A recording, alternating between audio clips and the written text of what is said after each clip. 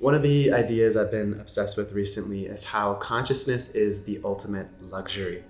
And I want to show you why. And I have a few life experiences that have given me some unique insights into this, going from living in a monastery, sleeping on the floor, $200 in my banks, sharing a small room with 20 other monks, to having a multi-seven-figure thriving business, meeting so many millionaires and successful people, incredible teachers, gurus, yogis, ascetics, marketers, big business owners, and seeing across the board that really the people who are experiencing life to the fullest, it doesn't matter a lot of possessions, not a lot of possessions, a lot of money, not a lot of money, a lot of intelligence, not a lot of intelligence. What matters is that they have a consciousness that's on fire.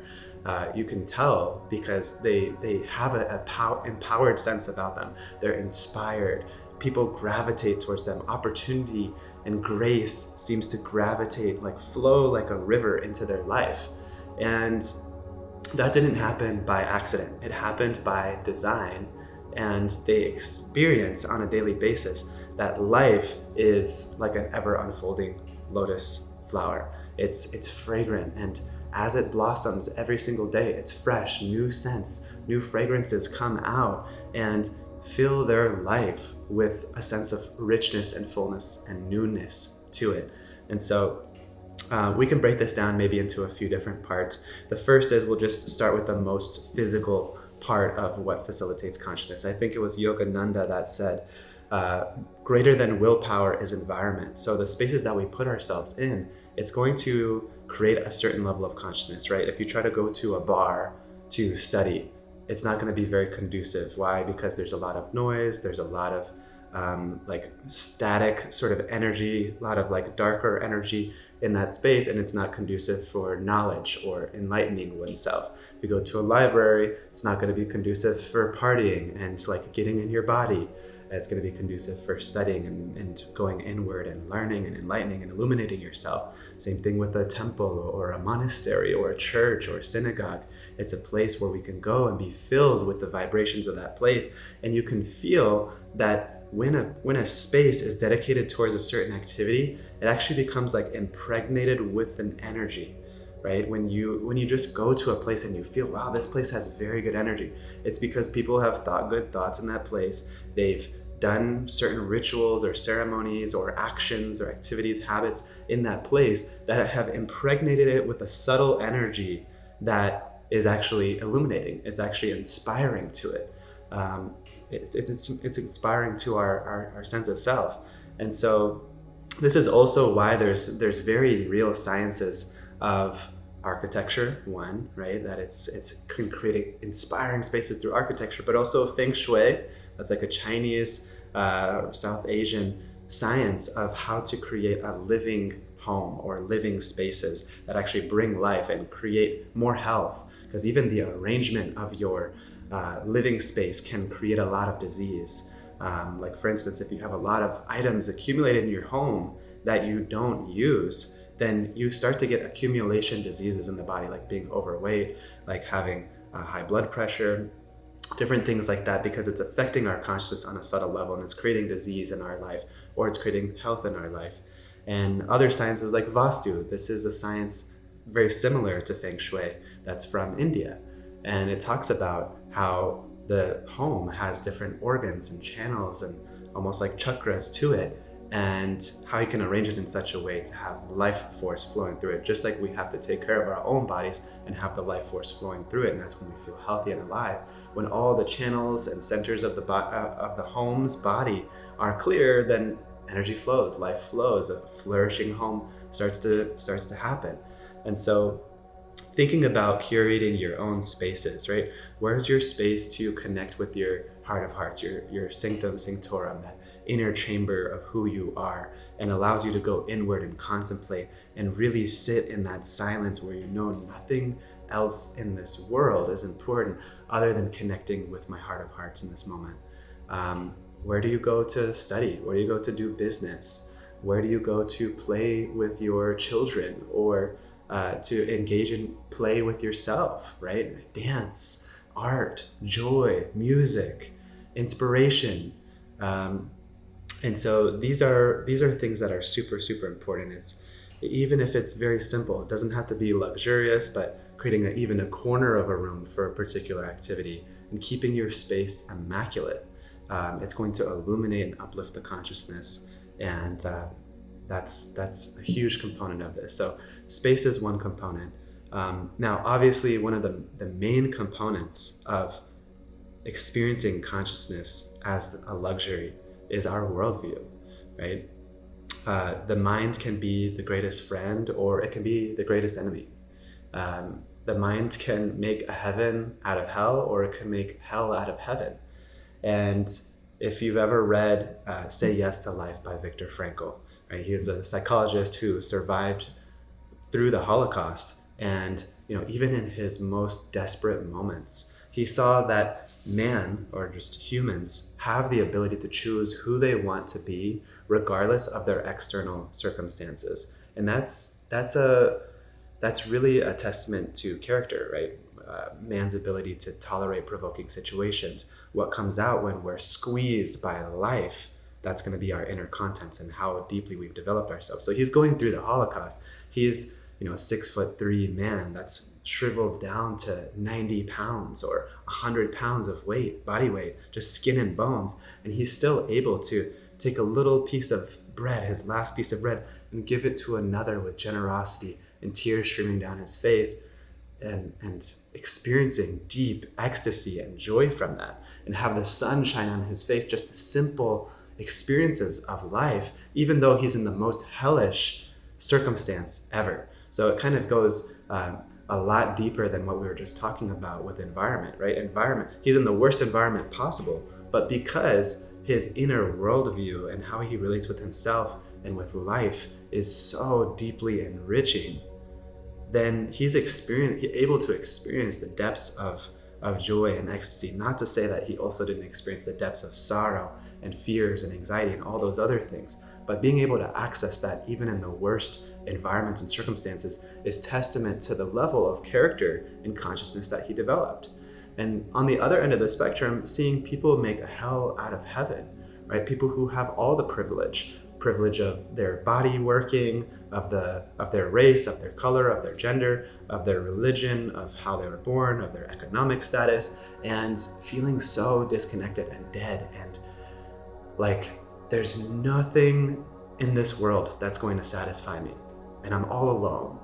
And what a horrible feeling, right? What a horrible feeling to be in that state of consciousness. So the mind can make a heaven out of hell, or make a hell out of heaven, and be the greatest enemy or the greatest friend. And that's determined by how we consciously craft our perceptual world. The Vedic text, the ancient wisdom from ancient India, talks about that we don't see through the eyes. We don't see the world through our eyes.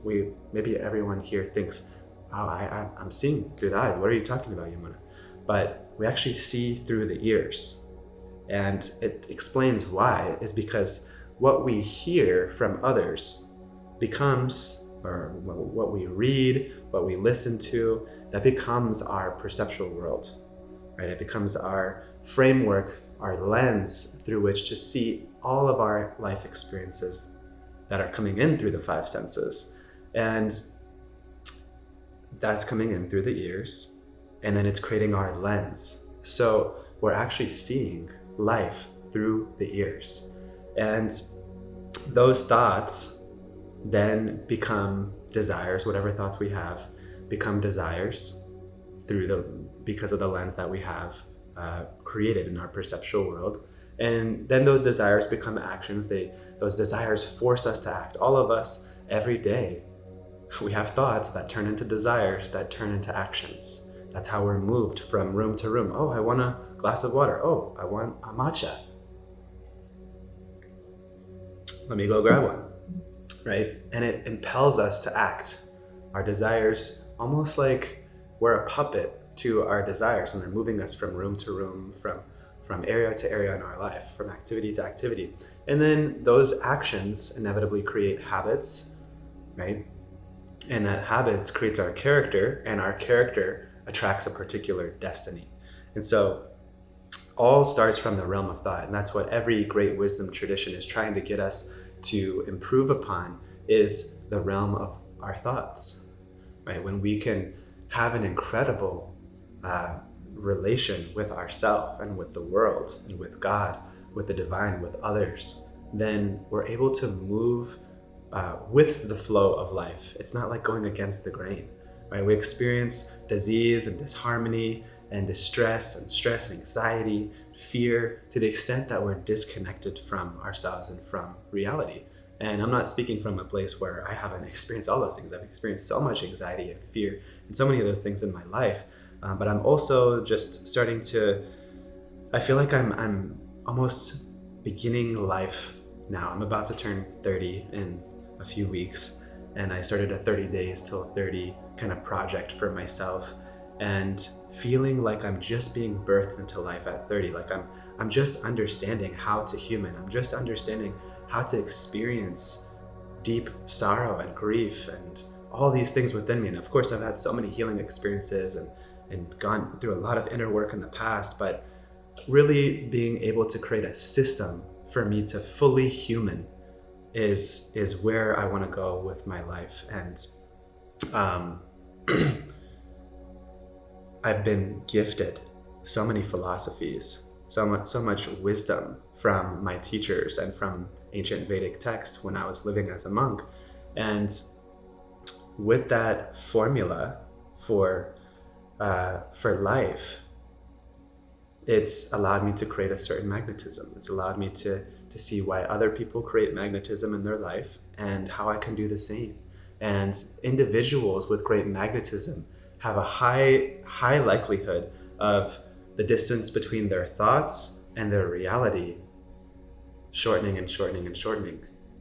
And you start to see there's some people that they just have an idea, they take action on that idea, and they achieve that idea, and it just seems to flow. It seems to flow. Whereas other people, they may get stuck in the realm of thought, stuck in the realm of ideas or hopes or goals. And you know what? Everybody has goals. Everybody has desires. But very few people, truly have desires that are going to uplift themselves in the long term and uplift the world in the long term. But two, they don't actually attain them. They can't get themselves to step into the identity of a person who's already done it and align themselves with that reality to make it inevitable, right? To close that gap between thoughts and reality. And that's really what omnipotence is when we speak about the divine or God, is that God can just create anything immediately, just with a thought. And so being a part and parcel of God, right? Being a mini little piece of God, we also have that ability. And to the extent that we're aligned with our consciousness to the right desires, right? Even the word desire means desire of the Father, right? Sire meaning Father. When we have aligned desires and when we align ourselves with what is meant for us, why am I here on the planet? And how do I locate myself in space and time and move myself towards the right action, towards the right thoughts, towards the right desires that are meant for me, then automatically life starts to flow. I'm not trying to live some script that was maybe given to me by my parents or by society or whatever. We're all going to be influenced to that to some reason, but to some extent. But to the extent that I can really align with what's exactly true for my soul's journey, for my human journey, then I'm going to start to enter that flow and start to experience empowerment. And so empowerment isn't in my experience created by any sort of static formula or routine, right? Because I can create the most amazing morning routine or amazing life routine, but if I'm just doing the same thing over and over in the same way, then at some point that will become dry.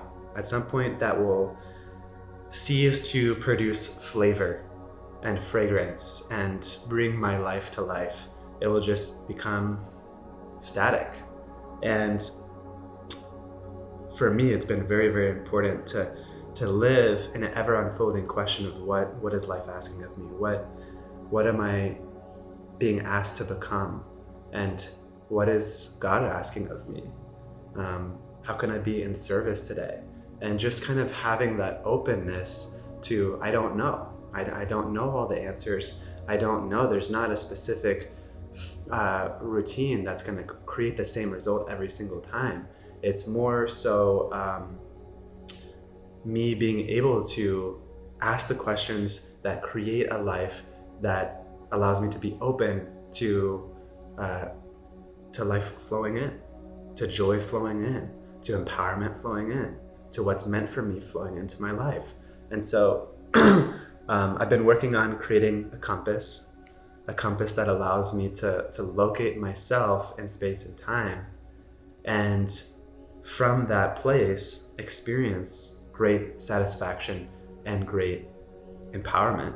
And a compass also isn't necessarily a static thing. It depends on how we're moving through this world. It's going to change directionality, and we're going to be able to use it like that. And so as I'm moving through different phases of life, different desires and different chapters are unfolding, I need to be able to have a compass to get into flow, to get into what's meant for me today, this month, this year, this season, this chapter of my existence. Because again, it's not going to be static. Whatever brought me to life a year ago or 5 years ago or 10 years ago isn't necessarily going to do the same thing in the same way for me now. And so how do I make the lotus flower of life, like I was talking about earlier, unfold new petals every day and become more and more fragrant? And the cool, I really like this. I don't remember who said this, but the fragrance of flowers spreads only in the direction of the wind, but the goodness of a person spreads in all directions. So when we're in our own goodness, then all of life becomes magic. How I treat my daughter, how I treat my wife, how I interact with my clients. And I become 2x, 5x, 10x, 50x more capable. My capacity expands greatly because I'm not just trying to manufacture empowerment. I'm actually aligning myself with the natural empowerment of the soul, of God, of nature, of reality itself. And again, that means I'm in going down the river of life, going with the river of life. I'm not going against it. I'm not trying to exert my will against the power of life. And so I think the last thing I'll mention is people, right?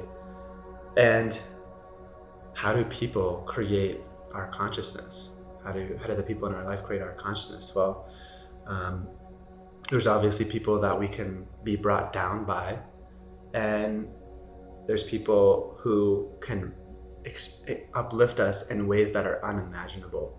And so I think there's a few components to this, right? One is what's the quality of the people that we're relating with? Are they uplifting us? Are they kind of neutral, just kind of keeping us where we are? Or are they downgrading us, right? They have more constricting beliefs about life, about what's possible. Or do they believe in you more than you believe in you?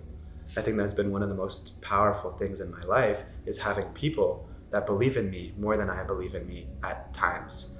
And the second component to this is, so the first is the quality of the person.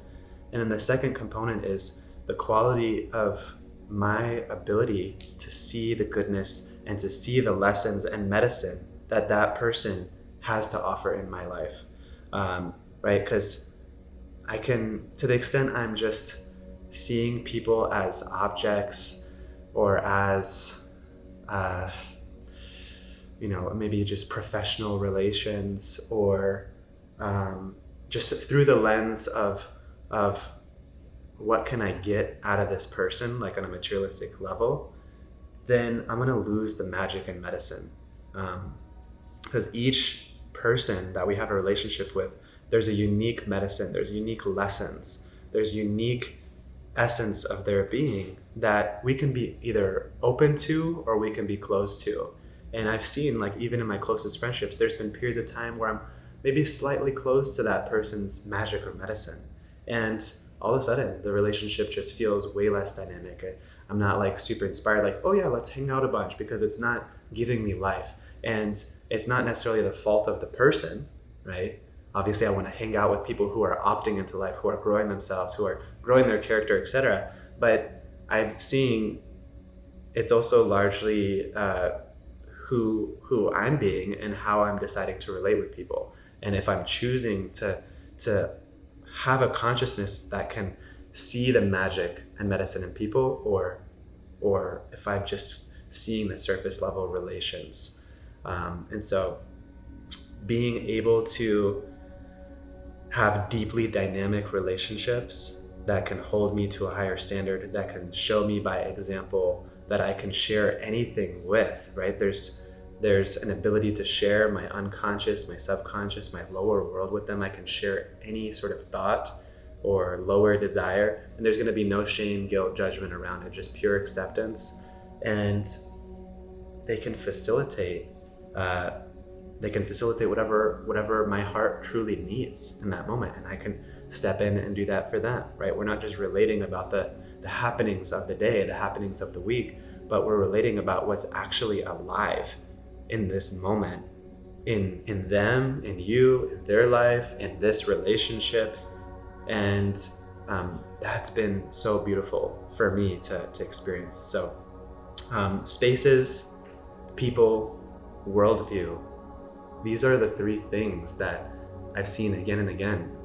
The most powerful people in the world, they have a board of advisors. They have people who, even when they feel like they have a great thought or a great insight about an important decision or conflict that they're facing in their life, their board of advisors actually offers a dynamic wisdom to them that they are just not able to replicate individually, and they're not meant to, right? We're not meant to just live life and be completely dynamic people in a silo. We're meant to become dynamic people in dynamic relation with people who are wiser than us, and who have different perspectives than us. So they have a board of advisors. They have people that they can really trust and go to.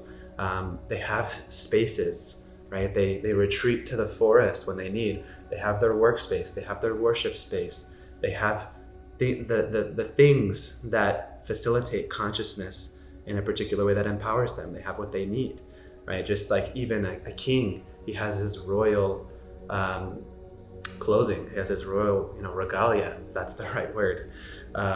His paraphernalia of a king that helps him be in the ego, not in a necessarily negative sense, right? Of course, there's been many negative leaders out there, but there's also been many beautiful, pious leaders out there. And that paraphernalia of a king helps him step into the consciousness of a king, just like a police's uniform helps him step into the ego or consciousness of a protector, hopefully, of the people. And so spaces, objects, things like that. And then worldview, right? How are they nourishing their perceptual world? Are they believing that 10 times, 100 times what other people think is possible? Like that's their bare minimum. Like I believe 100x of where I'm at right now is possible and it's inevitable.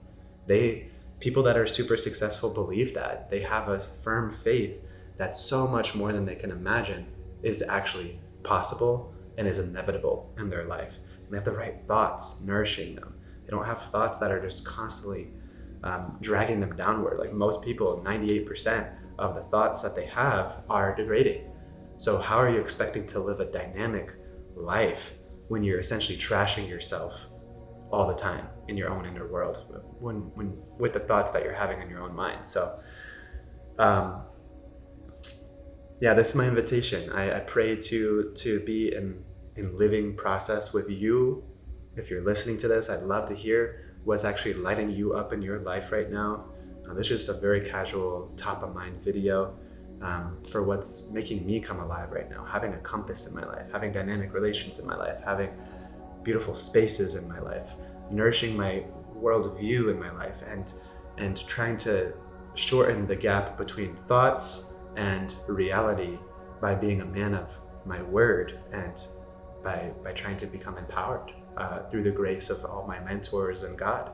And so I hope this gave you some sort of fruits to contemplate. I hope that this can be a living conversation. You can put in the comments what your processes have been for locating yourself and becoming magnetic and empowered.